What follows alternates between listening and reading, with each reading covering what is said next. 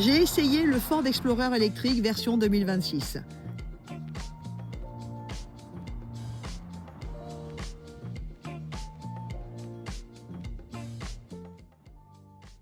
Le système d'infodivertissement SyncMove tourne autour de cet écran généreux avec une compatibilité sans fil Android Auto et Apple CarPlay.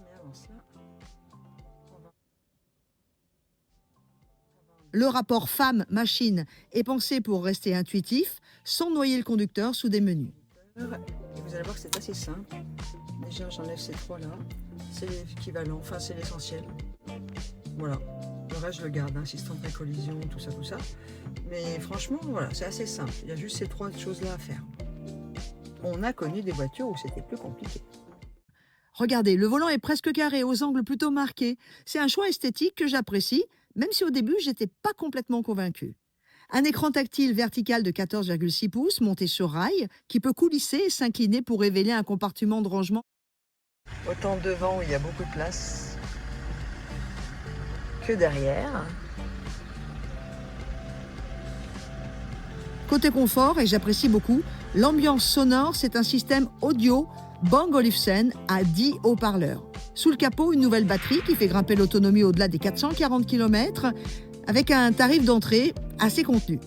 Un habitacle qui mêle technologie, plaisir d'usage et sens du détail. Et ça, c'est une signature Ford qu'on retrouve aussi chez Continental, partenaire majeur du Tour de France, qui a choisi ce véhicule comme voiture officielle de sa caravane.